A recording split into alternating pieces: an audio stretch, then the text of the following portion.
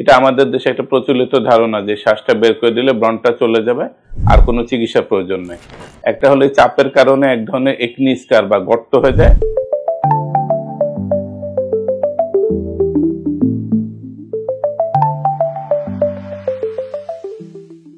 আমি প্রফেসর মোহাম্মদ রাশিদুল হাসান।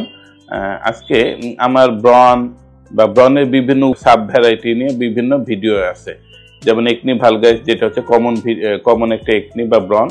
আমরা একটু ব্যতিক্রম ধর্মী একনি নিয়ে আজকে আলোচনা করব। সেটাকে আমরা বলে থাকি মেডিকেল টার্মে যে একনি এক্সকোরিয়েটা। তো একনি এক্সকোরিয়েটা এমন একটি রোগ যেটা সাধারণত দেখা যায়, যেটার আরো অনেক মেডিকেল টার্ম আছে, ডার্মাটোটিলোমেনিয়া। এবং এই একনি এক্সকোরিয়েটা সাধারণত দেখা যায় একটা হলো সাইকোলজিক্যাল ইম্প্যাক্ট থাকে, যে ইম্প্যাক্টের কারণে যে ব্রণটা হয় সেটা হলো একনি এক্সকোরিয়েটা। এটা একটু বর্ণনা করলে বা ক্লিনিক্যাল ফিচার দিলে আপনারা এটা সম্পর্কে খুবই ভালো আইডিয়া পাবেন। এমনকি অনেক ব্যক্তির কিন্তু আমাদের দেশে একনি এক্সকোরিয়েটা আছে। একনি এক্সকোরিয়েটা এমন একটি রোগ যেটা হচ্ছে ব্রণ হবে, কিন্তু ব্রণে সাধারণত দেখা যায় যে আমরা পিম্পল বা গোটা বা বাম্পস যেটা, সেটা সচরাচর খুব একটা পাই না। এক্ষেত্রে যেটা সমস্যা হয়, একনি এক্সকোরিয়েটা না, যে কোনো রোগীর ক্ষেত্রে ব্রণ হলে আমাদের একটা ন্যাচারাল টেন্ডেন্সি হলো এটা পিক করা এবং পিক করে ব্রণের ভিতরে শ্বাসটাকে বের করে দেওয়া।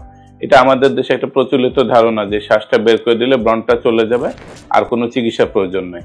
কিন্তু এটা কিন্তু এই টেন্ডেন্সি বা এই চেষ্টাটা কিন্তু একটা খুবই ভুল সিদ্ধান্ত, এবং এটা কিন্তু একটা ক্ষতিকর ভাব। নর্মাল এক্সকোরিয়েটা না হলেও যেটা একনি ভালগাইস, তখনও যদি আমরা চাপ দিয়ে ব্রণের শ্বাসটাকে বের করে দিই, এর দ্বারা দুইটা ক্ষতি হয়। একটা হলো চাপের কারণে এক ধরনের একনি স্কার বা গর্ত হয়ে যায়, এবং 2 নম্বর যখন এটা সেরে যায় তখন এটা এরপরে একটা পিগমেন্টেশন বা পোস্ট ইনফ্লামেটরি হাইপার পিগমেন্টেশন বা কালো দাগ হয়ে থাকে। দুইটাই কিন্তু একনির একটা সাইড ইফেক্ট। এটা নর্মাল ব্রণের ক্ষেত্রে বলছি, কিন্তু যাদের ক্ষেত্রে একনি এক্সকোরিয়েটা হয় তাদের দেখা যায় এই ব্রণের সঙ্গে আরো কিছু সাইকোলজিক্যাল সমস্যা থাকে, যেমন দেখা যায় অ্যাংজাইটি বা ডিপ্রেশন বা অবসেসিভ কম্পালসিভ ডিসঅর্ডার তাদের টেন্ডেন্সি এটাকে দীর্ঘ সময় আয়নার সামনে নিজের মুখ দেখা, এবং কোন কোন জায়গায় গোটা আছে, কোন জায়গায় চুল খাচ্ছে, সে চাপ দিয়ে নখ দিয়ে না বের করা পর্যন্ত সে শান্তি পাচ্ছে না। দেখা যাচ্ছে যখন আমাদের কাছে রোগী আসছে তখন দেখা যাচ্ছে যে ব্রণের কোনো বাম্পস সাধারণত থাকছে না, কারো ক্ষেত্রে থাকছে না, এবং একই সঙ্গে ওই জায়গাগুলোতে পিগমেন্টেশন বা কালো দাগ হয়ে যাচ্ছে এবং গর্ত হয়ে যাচ্ছে, এবং অনেক সময় খুঁটে এক্সিমার মতো বিভিন্ন ধরনের লেশন হয়ে থাকছে। সাধারণত দেখা যায় এটা মুখে হয়, এমনকি বুকে এবং পিঠেও হতে পারে। তো এই ধরনের ব্রণের ক্ষেত্রে কিন্তু আসলে আমরা ডার্মাটোলজিস্ট ব্রণের চিকিৎসা করে থাকি।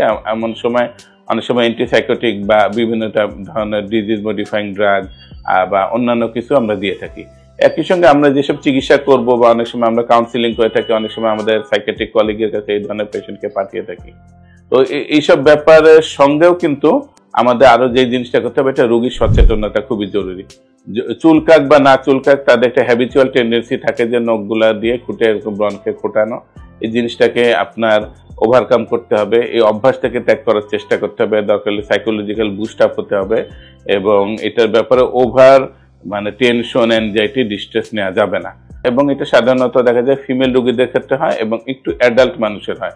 আমরা যেটাকে আমার অন্য ভিডিওতে যেটা বলা আছে পোস্ট অ্যাডোলেসেন্ট টেকনি বা অ্যাডাল্ট টেকনি বা বড়দের ব্রণ, সেই বয়সে সাধারণত একনি এক্সকোরিয়েটা দেখা যায়। তো এই ধরনের ব্রণের কিন্তু পর্যাপ্ত ভালো পরিমাণে চিকিৎসা আছে, এবং সঠিক চিকিৎসা করলে ব্রণ সহ, ব্রণের দাগ এবং গর্ত সহ পুরোপুরি নির্মূল হয়ে যায়। কিন্তু কথা হলো এই ব্রণের ক্ষেত্রে আমাদের ব্যক্তিগত সচেতনতা খুবই জরুরি, এবং যত দ্রুত সম্ভব আপনার চিকিৎসা নেওয়াটাও জরুরি। ধন্যবাদ।